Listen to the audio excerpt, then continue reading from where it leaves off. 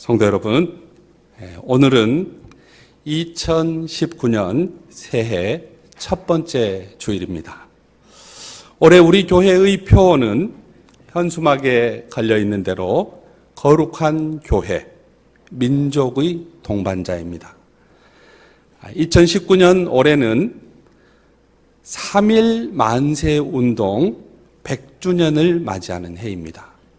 당시 기독교는 인구의 1.5%밖에 되지 않았지만은 교회가 민족운동의 근거지였고 성도들은 적극적으로 참여했습니다.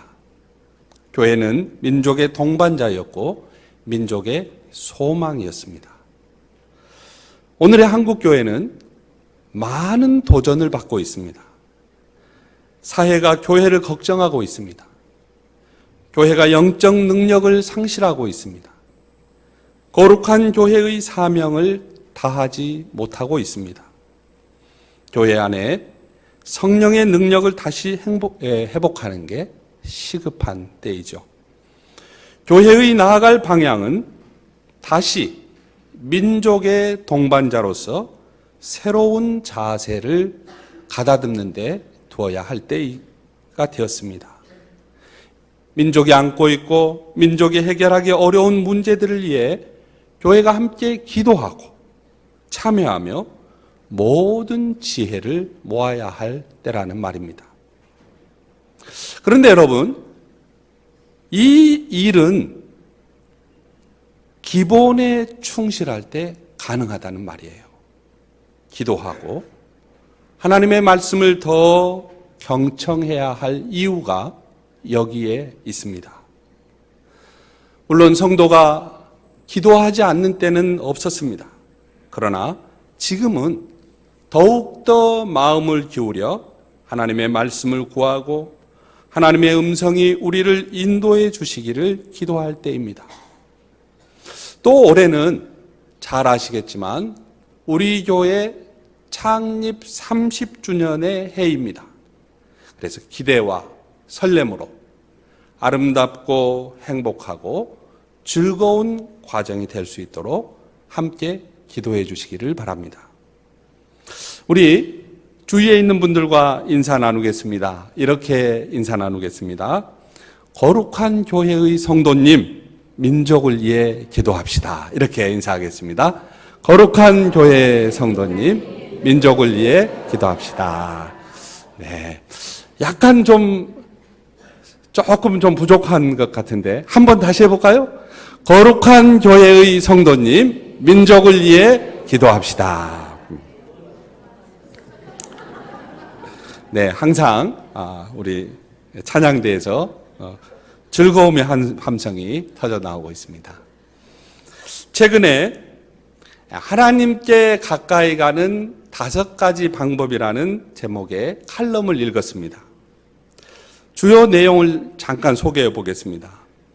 하나님께 가까이 가기 위해서는 첫째, 나 스스로는 아무것도 할 수 없다는 사실을 인정하는 것입니다. 그러니까 우리의 삶에 하나님의 도움이 필요하다고 하는 사실을 고백하는 거예요. 그 다음에 두 번째, 해로운 관계성에서 벗어나는 거예요. 어떤 경우에는 가족이나 친구들, 동료들과도 적당한 거리, 건강한 거리를 두어야 한다는 말이에요. 우리는 반드시 영적 생활에 관한 우선순위를 세워야 한다는 말입니다. 복잡한 관계들을 가지치게 하고 하나님과의 관계에 초점을 맞출 때 우리는 신비로운 평화와 놀라운 자유를 맛볼 수 있다는 거예요. 세 번째, 교회 안의 소그룹에 들어가는 것입니다. 그러니까 구역예배랄지 선교회, 전도회 등 소그룹 활동에 참여할 때 우리는 보다 책임감을 느끼게 되고 필요할 때 지혜를 얻고 힘든 순간에 도움을 얻을 수 있습니다. 예수님의 교회는 항상 공동체 안에서 진행되었습니다. 성도 여러분, 우리가 신앙적으로 성장하기 위해서는 반드시 공동체가 필요합니다. 그 다음에 이제 네 번째는 성경을 읽어야 합니다. 새해에는 하나님의 말씀에 더 많은 관심을 기울이기 바랍니다. 성경을 읽되 최소한 하루에 한 번은 읽어야 합니다. 우리의 마음과 영혼을 하나님의 지혜와 인도하심으로 채워야 하는 것입니다. 처음부터 끝까지 읽든지 아니면 일정한 분량을 정해놓고 매일 깊이 보든지 어떤 방식으로든지 성경 읽기는 우리 믿음의 기초입니다. 하나님의 말씀을 듣기 원한다면 성경을 읽기 시작해야 합니다. 여러분, 이 혼란한 시대 가운데 얼마나 많은 말들이 있습니까? 그 말들을 뚫고 우리에게로 오는 하나님의 음성. 우리가 연약한 인간이 하나님의 음성을 듣는 것보다 더 행복한 게 어디 있습니까? 그 하나님의 음성을 듣기를 원한다면 성경을 읽어야 된다는 거예요. 그 다음에 다섯 번째, 기도를 우선으로 삼아야 한다는 사실이에요. 기도는 핵심 중에 핵심입니다. 종교개혁자 마틴 루터는 기도 없이 그리스도인이 되는 것은 숨 쉬지 않고 살아가는 것보다 불가능한 일이다, 그렇게 이야기를 했어요. 그만큼 기도가 중요한 것이죠. 이게 강력한 진리의 말씀입니다. 기도는 하나님과의 교제이죠. 그러니까 하나님과 의미 있는 관계를 맺기 원하는 사람은, 하나님과 소통하기를 원하는 사람은 기도해야 하는 것입니다. 여러분은 어떠하십니까? 하나님과 더 가까이 가는 길에는 스스로 아무것도 할 수 없다는 사실을 고백하는 것, 그리고 해로운 관계성에서 벗어나 필요하면 가족들, 친구들, 동료들과의 건강한 거리를 둘 수 있는 이런 관계성들을 가지치게 하는 것, 그 다음에 교회 안에서 친밀한 소그룹에 속해 있는 것, 그리고 성경을 읽는 것, 그리고 기도를 우선순위에 두는 것, 이것을 우리가 잘 이렇게 실천할 수 있으면 하나님과 가까이 갈 수 있다는 것이죠.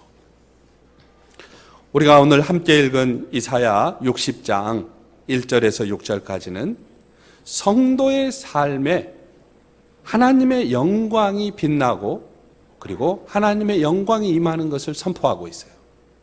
성도의 삶에 하나님의 영광이 임하는 것을 선포하고 있는데요. 이 말은 거꾸로 이야기하면 성도의 소명은 하나님의 빛을 비추는 것, 그리스도를 반사하는 삶에 있다는 말이에요.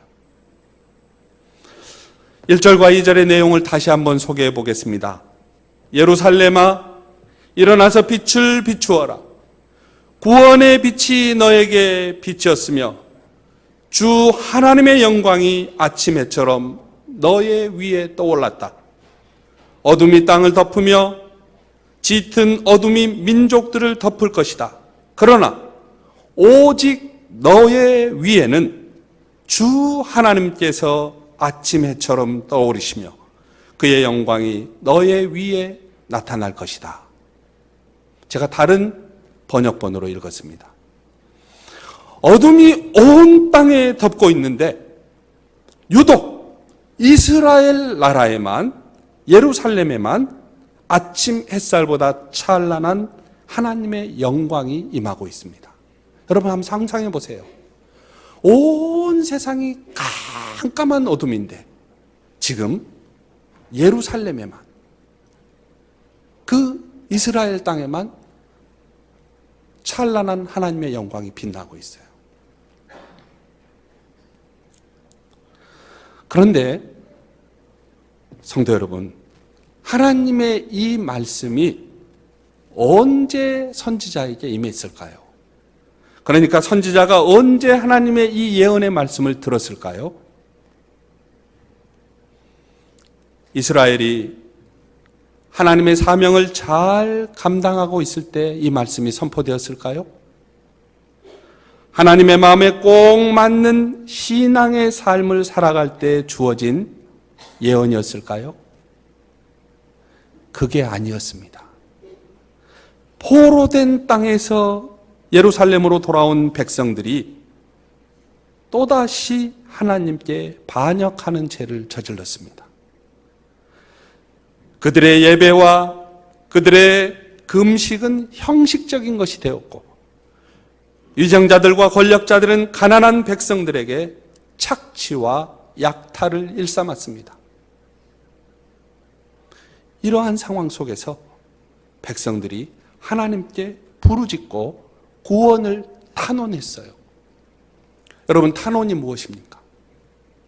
억울하거나 딱한 사정을 하소연하여 도와주기를 바라는 것 아닙니까? 백성들이 하나님께 탄원한 거예요. 우리가 못 살겠습니다. 우리가 힘이 듭니다. 이 절망의 땅에서 우리를 어찌하란 말입니까? 하나님, 우리를 또 살려주십시오. 바벨론에서 돌아온 백성들은 얼마나 큰 감격이 있었겠습니까? 이제 하나가 되어 서로 참아주면서, 서로 감싸주면서, 서로 사랑하면서 주 하나님께로 나아갈 것만 같았는데, 그야말로 이스라엘 나라는 어둡고 캄캄한 사회가 되어버렸습니다. 하나님은 부르짖는 백성들의 탄원을 들으시고 드디어 침묵을 깨고 자신을 보여주십니다. 하나님의 빛, 하나님은 영광 속에서 자신을 지금 나타내고 있습니다. 빛이신 하나님께서 지금 어둠과 절망으로 쌓여있는 이스라엘 위에 임하시고 그 영광이 그들을 비춥니다. 백성들은 그 빛을 의지해 일어나야 합니다. 그리고 새로운 소명을 부여받습니다. 일어나서 구원하시는 의로운 하나님의 빛을 세상에 비추어야 한다는 말이에요. 하나님의 음성은 예루살렘과 이스라엘 백성의 온전한 회복을 향하고 있습니다. 성전은 다시 새로워질 것입니다. 나라의 평화가 넘칠 것입니다. 하나님의 영광이 온 세상을 비출 것입니다. 오늘 본문의 핵심은 두 가지입니다. 하나는 하나님의 소망이고 다른 하나는 우리의 소명이에요. 그러니까 소망과 소명, 이게 본문을 끌고 가는 두 개의 기둥이에요. 본문은 우리에게 하나님의 소망을 제시합니다. 이어서 우리의 소명이 무엇인지 알려줍니다. 하나님이 영광의 빛으로 오시기에 이방 나라들이 이스라엘의 빛을 보고 찾아옵니다. 세상의 뭇 왕이 떠오르는 이스라엘의 광명을 보고 이스라엘로 올 것입니다. 예루살렘은 하나님의 영광을 반사하는 소명을 다할 것입니다. 근데 여러분, 이 모습을 한번 상상해 보십시오. 지금 본문 4절에서 6절까지 전하고 있는 내용이 사방 천지에서 온 백성이 모여 예루살렘으로 오고 있습니다. 이 광경을 보는 이스라엘의 얼굴에는 기쁨이 넘치고 흥분한 가슴은 설레고 벅찬 가슴이 터질 듯합니다. 마치 뭐라고 이야기할까요? 밀물이 이렇게 들어오는 바닷가에 서서 그 광경을 쳐다본 적이 있는지 모르겠습니다. 멀리 있는 저 물결이 눈 깜짝할 사이에 쑥쑥 다가오지 않습니까? 다가와서 갯벌을 쫙 덮고 물이 쫙 차잖아요. 그러니까 사방 천지에 있는 사람들이 예루살렘으로 오고 오는 것을 보면서 이스라엘의 기쁨이 그렇게 꽉 찼다는 말이에요. 흥분이 되고 가슴이 설레고 그러면서 하나님의 영광을 선포한다는 것이죠. 여기서 그치지 않습니다. 많은 낙타가 이스라엘 땅을 덮는다고 했어요. 이방 나라의 재물이 이스라엘 나라로 들어오는 것을 이야기합니다. 미디안과 에바의 어린 낙타가 이스라엘 땅에 가득할 것입니다. 스바의 모든 사람이 금과 유향을 가지고 와서 하나님께서 하신 일을 찬양한다고 했습니다. 성도 여러분, 우리가 이 대목에서 한번 고요히 묵상해 봅시다. 하나님의 영광이 우리 순천 동명교회 위에 머문다면 가까운 미래에 많은 영혼이 우리 교회로 찾아오는 꿈을 우리가 꿀 수 있지 않겠습니까? 동서남북에서 엄마 아빠의 손을 잡고 어린이들이 거룩한 하나님의 집 동명교회로 찾아오는 그 꿈 말입니다. 어른들이 우리 교회로 찾아옵니다. 젊은이들이 우리 교회로 찾아와서 예배합니다. 그들의 젊음을 주님 앞에 드리고 그들의 평생을 주님 앞에 드리고 그들의 남은 미래를 주님 앞에 드리는 그 모습 상상해 보십시오. 이 모습을 보는 우리의 얼굴에는 기쁨이 넘치고 흥분한 가슴은 설레고 벅찬 가슴은 터질 것입니다. 그렇습니다. 하나님의 영광이 임하시면 우리 교회를 통해 소망이 없던 곳에 소망이, 미움이 있는 곳에 사랑이, 오류가 있는 곳에 진리가, 상처가 있는 곳에 회복이 있을 것입니다. 우리 교회가 기쁨으로 세상의 빛과 소금의 사명을 감당하게 된다는 말입니다. 그런데 말이죠, 성도 여러분, 우리가 하나님의 비전을 우리의 비전으로 삼고 하나님의 빛을 세상에 비추며 그리스도를 세상에 반사하려면은 우리 가운데 중요한 소명이 남아있다는 거예요. 이 소명은 우리가 바깥에서 큰 일을 하고 위대한 일을 하고 아주 멋있는 일을 감당해서 박수를 받는 그런 소명이 아닙니다. 훨씬 더 중요하고 그리고 하나님이 우리에게 요구하시는 소명이 우리에게는 있어요. 이것이 바로 우리의 내적 소명에 해당이 됩니다. 그것은요, 첫째, 우리의 약함을 고백하는 것입니다. 둘째, 그리스도의 빛을 기쁨으로 맞아들이는 것입니다. 셋째, 우리가 하나님을 세상의 구원으로 작은 빛이 되어서 하나님을 선포하는 거예요. 이게 우리의 소명이에요. 우리 한번 따라해 볼까요? 우리의 약함을 고백하겠습니다. 그리스도를 기쁨으로 맞이하겠습니다. 그리스도의 작은 빛이 되겠습니다. 네, 이게 우리의 소명이라는 거예요. 우리가 바깥에서 화려하게 큰 일을 감당하는 그것이 우리의 소명일 수도 있겠지만 그보다 더 하나님은 새 첫날 아침에 우리에게 소명을 주셨는데 그게 뭐냐? 우리가 우리의 약함을 고백하고 그리스도를 진심으로 맞아들이고 그리스도의 작은 빛이 되는 것, 이것이 이 아침 하나님이 우리에게 주시는 소명이라는 거죠. 그렇습니다. 우리가 하나님의 빛을 세상에 비추기 위해서는 먼저 우리는 우리 스스로는 아무것도 할 수 없음을 인정해야 합니다. 우리의 약함을 고백하고 어지러운 세상을 어찌하면 좋을지 탄식하는 심정으로 하나님 앞에 서야 합니다. 하나님, 정말 내가 할 수 있는 일은 없습니다. 하나님, 내 가정에 그리고 하나님 내가 처한 곳에 있는 이 어렵고 절망스러운 일들 나는 아무것도 할 수 없습니다. 오직 하나님만이 하실 수 있습니다. 하나님은요, 성도의 탄식에 귀를 기울이시는 분이에요.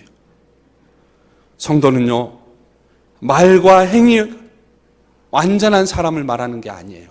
성도는 거룩함이 언제 생기느냐? 자신의 연약함과 죄를 아파할 때, 그리고 자신을 겸손히 하나님 앞에 무능하다고 고백할 때 그때 거룩함에 참여하는 거예요. 하나님은 우리의 의로운 행위보다 정직하게 자신의 처지를 아뢰는 애통의 마음에 귀를 기울이신다는 말이에요. 온 세상이 캄캄할 때 하나님의 영광, 하나님의 빛은 은총 가운데 은총이지 않습니까? 그 하나님의 빛이 언제 임하느냐?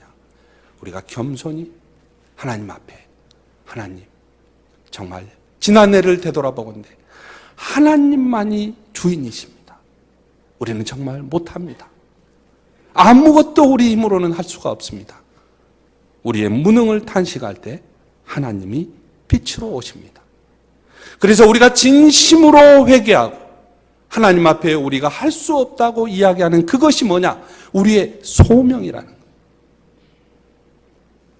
다음으로는 우리의 소명은 은총의 빛을 기쁨으로 맞이하는 것입니다. 하나님은 그리스도의 빛을 우리에게 나타내 보이셨습니다. 어둠 가운데서 하나님의 영광이 우리 위에 나타납니다. 성도의 소명은 어둠 속에서 자신을 향해 비춰오는 빛, 그리스도의 빛 속에서 자신이 발견되는 거예요. 자신을 발견하는 것이 아니고 자신이 발견되는 것이에요. 그래서 그리스도의 가르침과 그리스도의 말씀이 비록 아직은 연약한 죄 가운데 있는 우리이지만은 우리 위에 임하면 그 빛이 우리의 내면과 삶을 비추고 우리의 관계와 사회를 비춘다고 하는 사실을 믿는 것입니다. 그래서 우리가 살아내야 할 삶은 그리스도 안에 있다는 사실을 새롭게 발견하는 것입니다. 내가 그리스도 안에서 발견되는 거예요. 더하여 우리의 소명은 세상을 비추는 그리스도의 작은 빛으로 서는 것입니다. 하나님은 이스라엘 백성들을 통해서 어둠 속에 있는 사람들을 빛으로 부르시고 구원하신다고 하셨습니다. 마찬가지로 우리를 통해서 여기 있는 저와 지금 말씀을 듣는 여러분을 통해서 하나님은 세상의 문영혼을 살리신다고 하신 것을 그렇게 말씀하셨어요.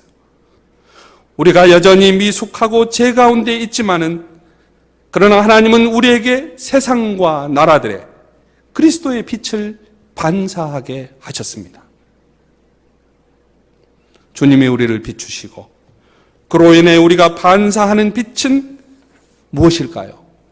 사랑과 긍휼, 정의와 평화의 가치들 아닙니까? 이것들은 고상하고 거룩하며 논리적인 그런 신앙 교리가 아니에요. 우리의 가식 없고 자연스러운 일상의 삶에서 묻어나는 그리스도의 빛인 것입니다. 우리가 그리스도의 작은 빛으로 서는 것입니다. 성도 여러분, 경험하셨겠지만은 우리의 삶에 절망의 순간이 정말 예고 없이 찾아오지 않습니까? 그리고 절망은 또다시 절망을 낳습니다. 그러나 절망 속에서 소망과 기쁨도 벼랑간 예고 없이 찾아옵니다. 그게 하나님의 은총이에요.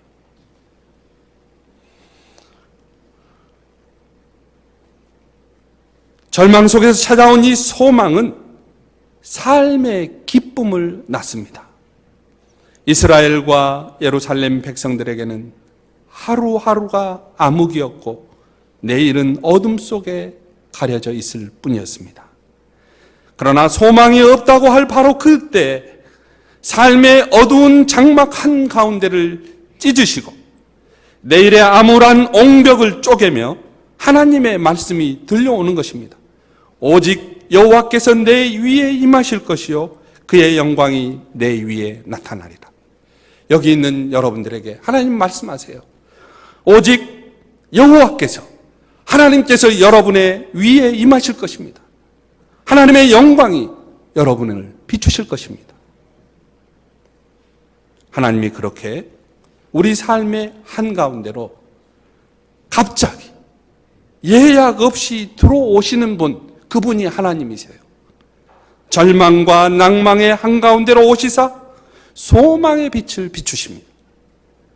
이 빛을 환영하는 여러분이 되시기를 바랍니다. 이 빛이 우리 교회를 온전히 비추기를 축복합니다. 하나님이 우리에게 구원자가 되신다고 하는 이 말씀은 우리가 살아갈 이유인데요. 그 이유는 우리의 소명을 일깨워 주기 때문에 그렇습니다. 하나님은 우리를 통하여 사방의 모든 사람이 소망을 품고 살아갈 이유를 찾으며 구원을 경험하고 하나님을 찬양하도록 하실 것이기 때문입니다. 오늘 2019년 신년 감사주일에 우리는 우리의 내적 소명을 다시 한번 점검해야 하겠습니다. 우리는 진정 아무것도 할 수 없음을 철저히 고백하는 성도인가? 우리에게 임한 은총의 빛을 기쁨으로 맞이하는 성도인가? 우리는 세상을 비추는 그리스도의 작은 빛으로 살기를 결심하는가? 성도 여러분, 우리에게는 이러한 소명이 있습니다. 이것은 매우 특별한 소명입니다. 그리스도의 빛으로 밝게 드러나는 새로운 삶의 길입니다. 새로운 삶의 길이죠. 오늘 주님께서 우리들 삶의 자리에, 우리의 마음과 생각 가운데, 우리의 관계 안에, 우리가 살아가는 이 사회 속에 주님의 영광을 밝히 나타내시기를 축원합니다. 기도하겠습니다.